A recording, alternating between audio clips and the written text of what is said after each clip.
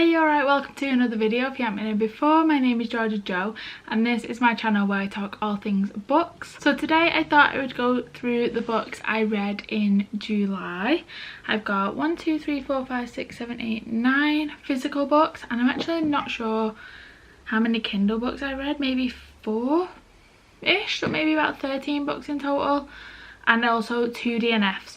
So we'll start with the DNFs and then we'll get into the books that I read. Okay, so first off we have got The Boyfriend Hypothesis by Susanna Nix. So this one was on my monthly TBR and I can't really remember why I DNF'd it. Did I make a note? Okay, so I stopped reading this about 44%.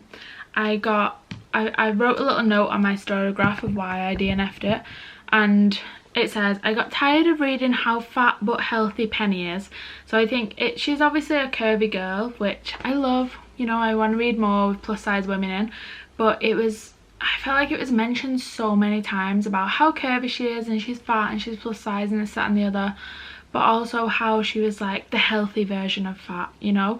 I feel like it was constantly mentioned how she was having like healthy version of drinks or being mindful of her food, or she couldn't possibly eat 2 cookies, things like that. And I just thought, I just don't want to hear that, you know. I want to read about a plus size woman that's like happy in her own skin, and it was just like forced down your throat. I feel that she was fat, it was mentioned a lot, but also she's the healthy side of fat, so don't worry, that type of thing. I just think it was almost like I was being convinced that you can be fat and healthy at the same time. I thought, I already know that, you know. You don't need to keep reminding me that she's eating healthy just because we know she's fat, you know what I mean? I hope that makes sense. I also think Caleb, the male lead, it was just constantly hot and cold, and it was just like, I felt like I couldn't keep up with where he was up to, you know. Does he like her, does he not like her? And I got a bit bored whilst I was reading it and thought, I actually don't care what the ending of this is going to be. So I just thought, why am I still reading it, you know? If I don't really care, why am I going to carry it on? So yeah, that was The Boyfriend Hypothesis. And then also the next book that I have not put it down as a DNF because I didn't really start it, so I think it's just being taken off my TBR as though it never existed on there in the first place, because I've not given it a fair chance. But the reason I didn't read Prophet Song by Paul Lynch was because the book is written, if you've ever read a Sally Rooney book, she doesn't include speech marks a lot of like punctuation in her books, which I didn't enjoy, and this author does a very similar thing, but his are like to an extreme. Like, he doesn't even have paragraphs like this. You see how many words are on that page with no gaps?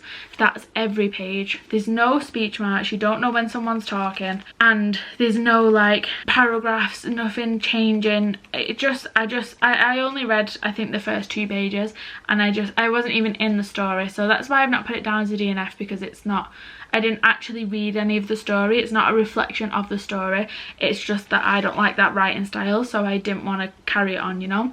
So yeah, that was Prophet Song by Paul Lynch. And now onto the books I actually did read. I'm pretty sure I put these in order of when I read them throughout the month. So the first book I read in July, or at least finished in July, was The Darker Shade of Magic by V.E. Schwab. This is my first V.E. Schwab book and I enjoyed this book. I gave it 3.75 stars.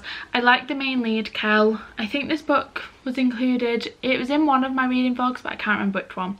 But yeah, your main lead is Kel, who basically has this magic where he can, in this world there's 4 Londons. There's black, grey, white and red London, and they're kind of like alternate universes, and they don't all know that the others exist. Not everyone in the universe knows that the others exist, but Kel does, and he has the magic where he can travel between the different Londons. So you're following him, and you've got a character, basically a main character in each London, and you're kind of following their story. Dark Shade of Magic, very easy like magic system, because really the only, up to now at least, I don't know if there's going to be more, but the only sort of magic system is that Kel and this other man Holland can travel through the different Londons, and obviously the fact that there are different Londons in the first place.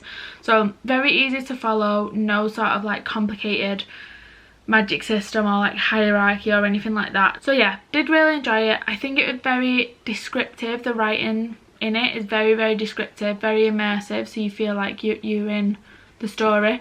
And yeah, I ended up giving it 3.75. Definitely going to carry on the rest of the series. This is the first one in a trilogy.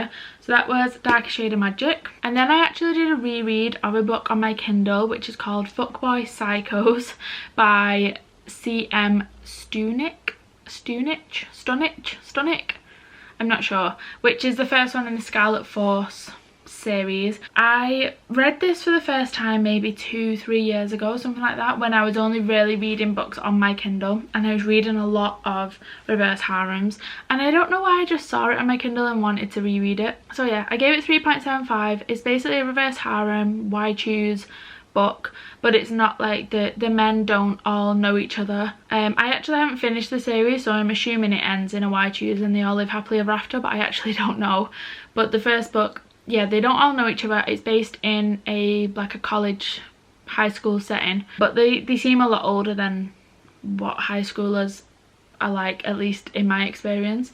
And they all like drive. They're all very, the sort of scene in that school is Scarlet Force is like the leader and no one really messes with her, and their sort of currency is old-fashioned cars basically, and they race cars around. But there's also a bit of like a mystery in there. It's a good series. I've read the first 2 books. I think it's only a trilogy. I've read the first 2 books. I enjoyed it, but it's very much like just what a reverse harem that there is plot, but there's a lot of spice, a lot of spice, and a lot of like not just regular spice and like mysterious characters, and like the title is Fuckboy Psychos, but it's a good like just enjoyable dark romance, you know.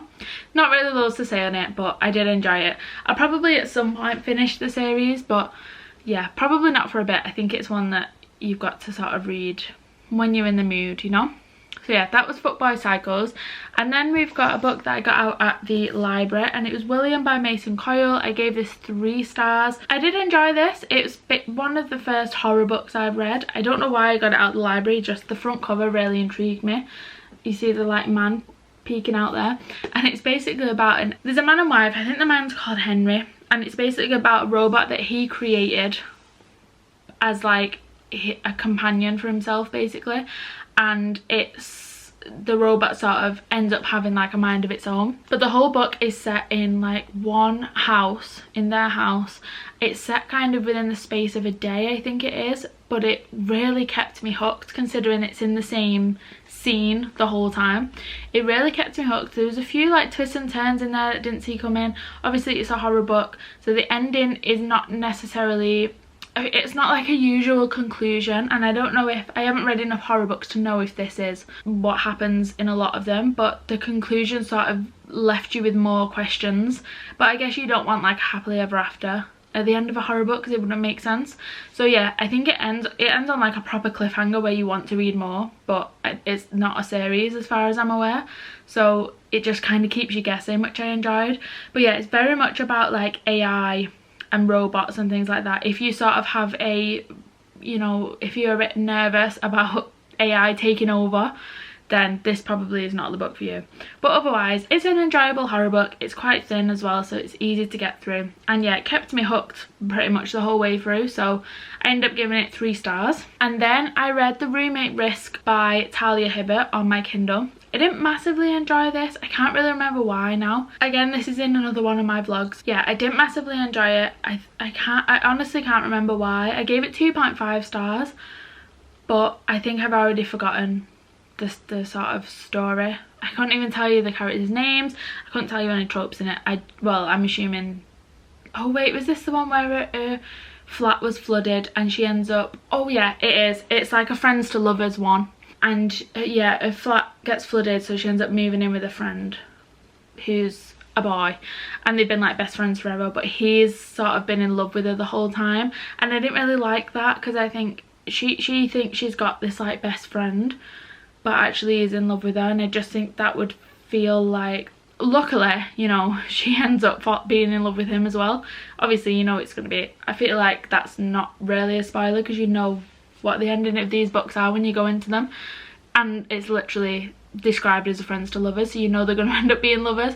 But I think if that was unrequited, that's like losing a friend then, you know, because you think you've got this friendship the whole time.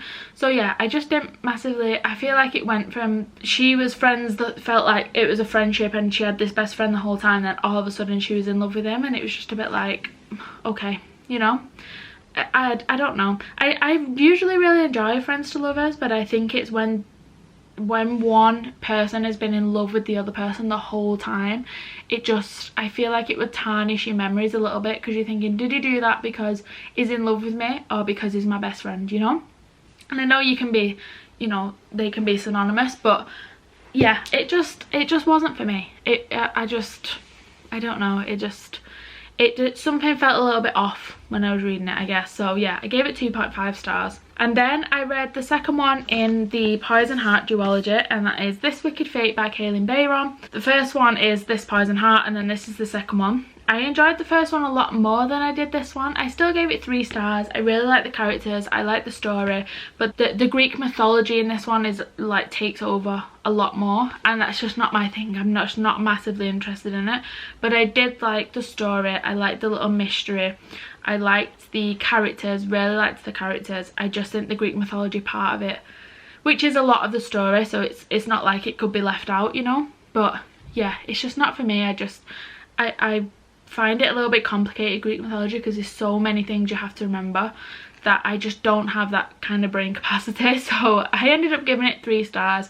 I really love Kaylin Bayron's writing, and I really love her books. I've only got one left, and then there's a new one coming out this year which I'm excited for. It's called Make Me a Monster, but I've got Sleep Like Death left to read, and then I'm up to date with her writing. If you like Greek mythology, you probably really enjoy it, but it just wasn't my favourite. But the first one is set in this like a little bit spooky sort of abandoned mansion that the main lead Bree inherits, and there's like a mystery around her biological family, and she has these powers where she can grow and manipulate plants, and she doesn't know anyone else with these powers, so there's that mystery of where have they come from type thing. And yeah, there's a Greek mythology theme throughout. So yeah, that was This Wicked Fate. And then we move on to the first 2 in a new series, and the first one is 5 Broken Blades by Mai Corland.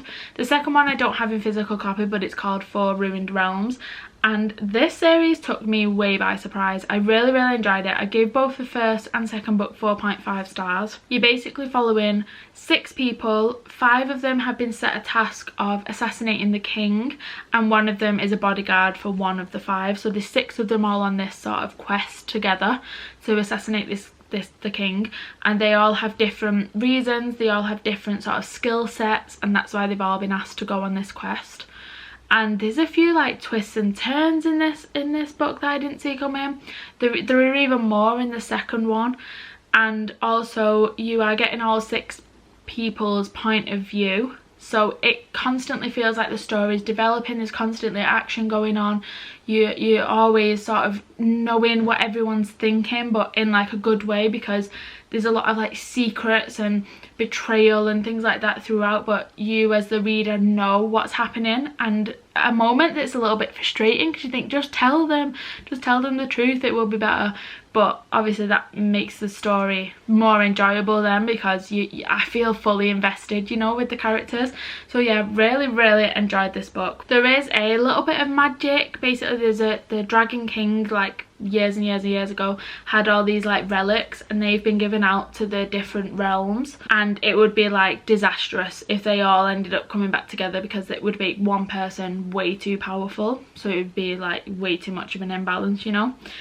So there is that bit of magic in there, and yeah, just overall really enjoyed it. Really had me hooked. Loved the characters, loved the storyline, loved all the different point of views. Would definitely recommend, and I'm looking forward to reading the third one, which is 3 Shattered Souls, which very recently came out. So yeah, would really recommend this series. That's the first and the second one, 5 Broken Blades and then 4 Ruined Realms. And then we have got my first 5-star of the month, and that was Can't Get Enough by Kenny D. Ryan. I actually can't explain to you how much I enjoyed this book. It was so good. I genuinely really loved reading it.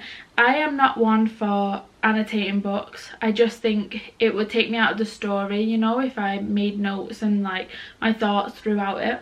But this book made me want to do that. I actually ended up post-it noting a lot of pages because it's in one of my videos again, and I wanted to talk about the things that I post-it noted and didn't want to forget them.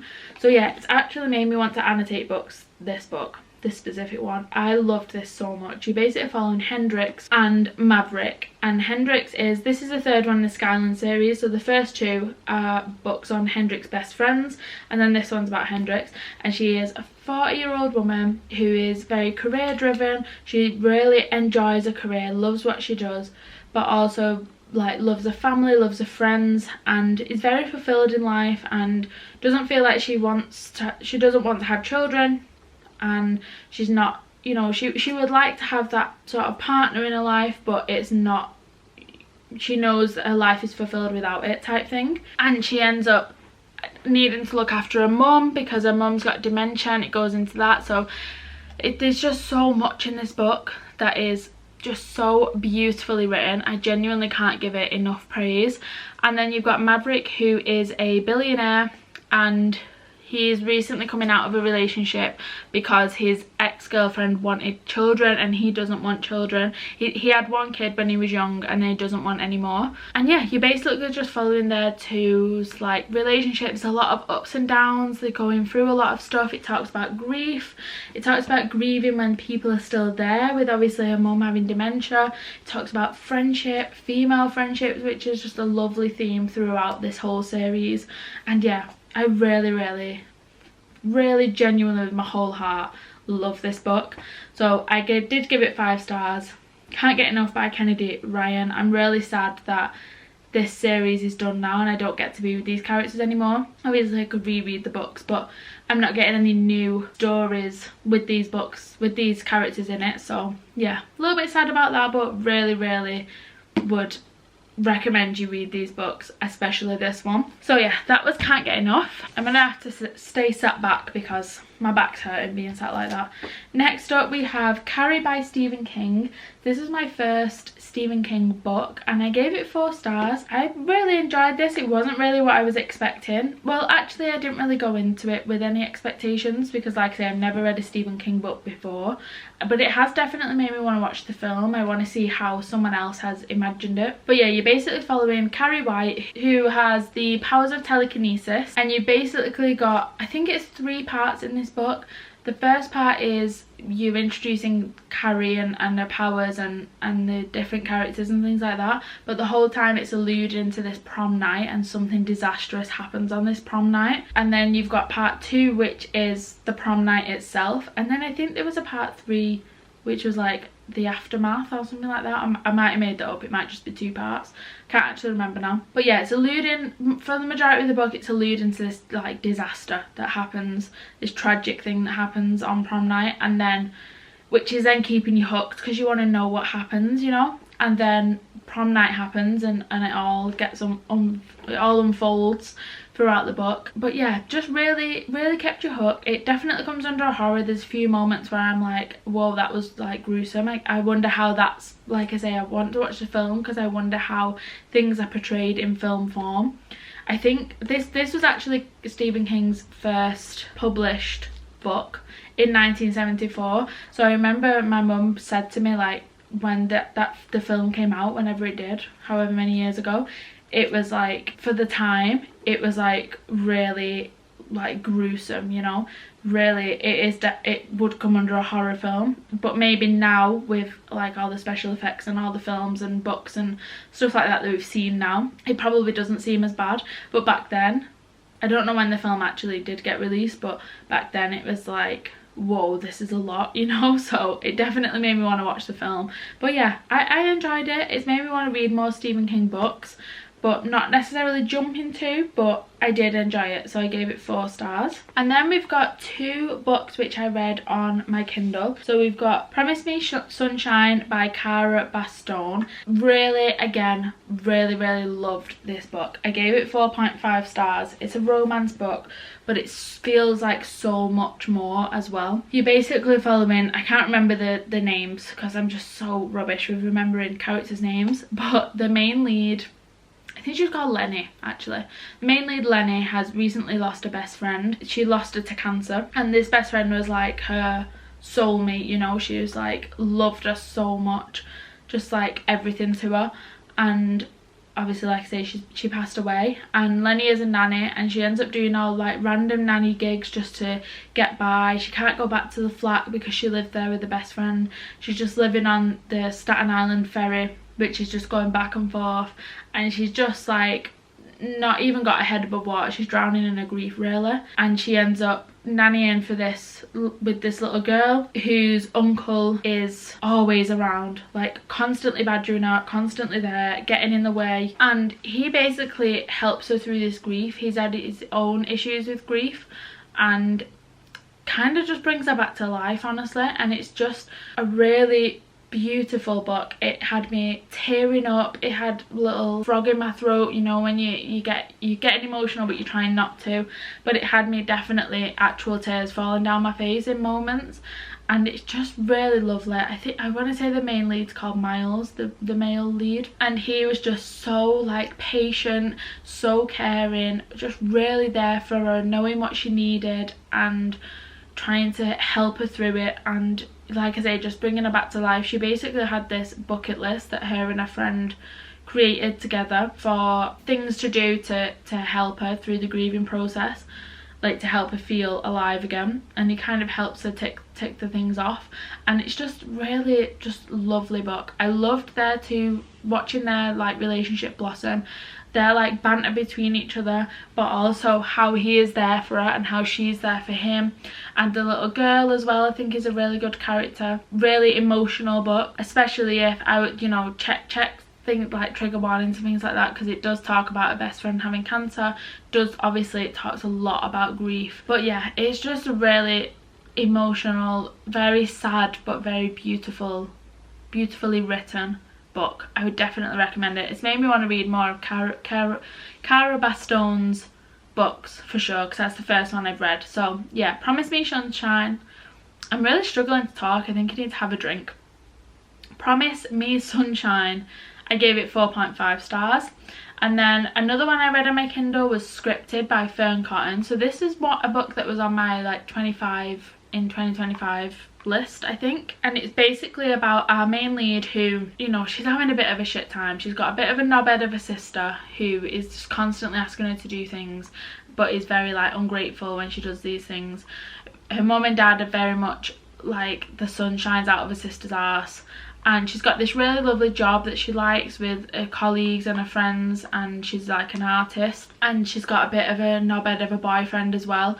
And then one day she finds this like script of, it's got her name on it, and I think it was a boyfriend's name potentially. It was another character's name, and it's just like a conversation between the two of them.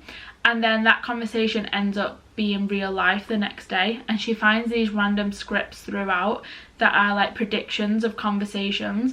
So she starts to figure out how she can sort of respond in a way that she actually wants to respond, you know, and wants to say like, no, I'm not doing that, I've got my own life type thing. It's just very much a book about learning to say no, being a people pleaser and navigating through that, people taking advantage of that, and realizing that your life is your own, you know. So if you don't want to do something, say no, and it's okay to say no, and it's okay to sometimes let people down if it's for the benefit of yourself, and it's not selfish to look after you sometimes, you know. It was a cool concept, I think, because I've not read something like that before, but I think it was just, it did the job it needed to do, I think. But it wasn't like revolutionary, you know. It was a good read. I gave it 3 stars. It was a good read, but it wasn't like, wow, that was amazing, you know. I think I really enjoyed the concept more than the actual execution, but I'm not sure how it could have been done better. I don't know. So yeah, I gave it 3 stars. I enjoyed it, but it's not like my favourite book ever, you know. So yeah, that was scripted by Fern Cotton. And then I read Games Untold by Jennifer Lynn Barnes. This is, I didn't realise going into this, but it's actually sort of short stories slash novellas. I think there's 8 in total. Yeah, 8 short stories slash novellas. So they kind of take place throughout the whole timeline of the books we've had before this one. And yeah, there's 8 in total. I enjoyed them. I think the first one and the last one are the only ones really that progress and like develop the storyline for the next books to come, and they kind of leave you with a bit of a mystery for the next books to come. I think the ones in between that are just funny and sort of gives you a bit more story time with the characters, you know, that we haven't necessarily had them all be together properly since the Inheritance games, really. So yeah, it was good. I enjoyed it. I gave it 4 stars. I just think it didn't necessarily develop the plot loads more, or like I say, other than the first and the last books. Well, the first one really develops it, sort of leaves you hanging for the last story, I would say, and then the last one kind of develops the world a little bit more. But yeah, overall I enjoyed it. It was fun being back with all the characters. It was fun having like little moments. So there's like one moment where all the 4 grandsons are having like a night out, and that's one of the stories. There's another one where they're playing a game over Christmas, kind of like a Secret Santa game over Christmas, but obviously with it being the Hawthorns there's a lot more to it than just normal Secret Santa. So yeah, overall enjoyed it, loved being with the characters for a bit longer, and it was just a collection of stories, so it did what it needed to do, you know. So yeah, gave it 4 stars. If you've not read the Inheritance games, by the way, the first 3 books are basically about a girl called Avery who inherits this massive estate from this like random old man that she doesn't know. This old man actually has 4 grandsons who assume they are going to inherit the estate, but he actually leaves it to Avery. But in order to get it, she has to solve all these like puzzles, mind games, all these clues that this old man's left. Tobias Hawthorne. It's like doing a massive escape room type thing. That's how it reads. And then the Brothers Hawthorne, honestly I would just leave that book. Personally, I think I gave that book 2 stars. It wasn't my favourite. And then The Grandest Game then is the same characters but also additional characters, and it's like it's a spin-off story basically, and it's got all new puzzles and mind games and shit like that. And then Games Untold obviously is the short story collection that I just talked about. And then I think the new one, Glorious Rivals, pretty sure it comes out like soon. It might even already be out, I can't remember, but it's at some point this year. So yeah, that is the Inheritance games. But back to my wrap up. The penultimate book we have got is Heartstopper, the first one. So this is like a graphic novel about a high school, I was gonna say about a high school romance, but really the romance hasn't properly started in this one. But I know there's 5, I think it's 5. I say I know very confidently. I don't know if there's only going to be 5, but I'm pretty sure it's only 5 that's out at the moment. But yeah, it's about a young lad in school who I think is the only openly gay lad in school, and he ends up becoming friends with a rugby star, and it just follows their like relationship. Very, very cute, their friendship more so than relationship. But yeah, very cute, very wholesome. Obviously with it being a comic, it's very easy to read. I think it maybe took me an hour or something like that to get through. But yeah, it's just very cute, like I say, very wholesome book. And it definitely made me want to carry on reading the series. But yeah, I don't really have loads to say on it because there's not loads going on. I feel like if I said anything about the storyline, it would sort of spoil the whole story. And yeah, just a very like coming of age kind of wholesome book about a young lad trying to navigate being the only openly gay lad, you know.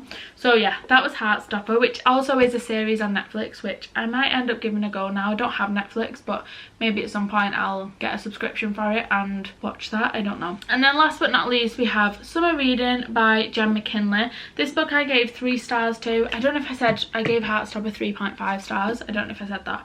But yeah, Summer Reading I gave 3 stars to. This is another romance. And yeah, it did the job it needed to do. This was in the last book in my 24-hour readathon video. And yeah, I didn't massively enjoy this. Didn't massively enjoy the story. It just sort of, well no, it's not that I didn't massively enjoy it. I think it just very much did what it needed to do. It was a little bit insta-lovey.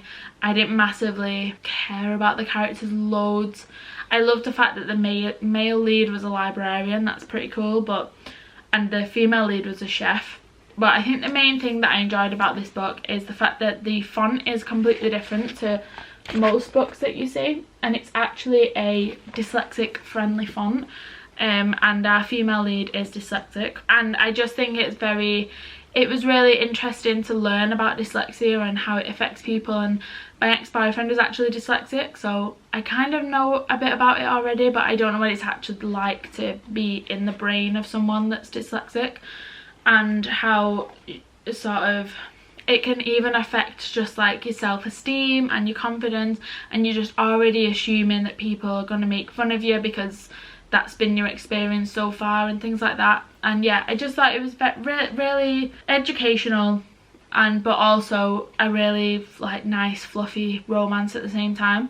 And also something that I did mention in my 24-hour readathon, but I'm going to mention again, is how in most books you get, if someone is trying to put emphasis on a word, or if it's the name of something in real life, like a noun, in a name of a place, or like a person or a film or something like that, you would typically have the writing would be in italic. But in this, it's actually in bold, which I'm assuming is, again, a dyslexic friendly edition. I don't know, maybe italic makes it more difficult to read, I'm not 100% sure, but how you see on this page how what and who are in bold, I just thought that was cool. And obviously someone that like me that doesn't suffer from dyslexia, it's not something that you necessarily think about until someone points it out to you, you know. So yeah, I thought that was pretty cool. Overall, the romance did what it needed to do, but it wasn't necessarily my favourite, you know. There's a little bit of a mystery in there that the male lead's trying to solve, and she helps him do that. Sam, our female lead, helps Ben with the mystery, and he kind of helps her with creating a cookbook that she wants to do. And yeah, it's following there. It's just a nice summer romance. So yeah, that is all of the books that I read throughout July. Like I said, I think there's 13 there, including the ones that were on my Kindle, and then 2 books that I didn't finish, so 15 books in total. But yeah, that's the end of today's video. I hope you enjoyed. If you did and you'd like to subscribe, I would really appreciate it. But other than that, I will see you in a bit.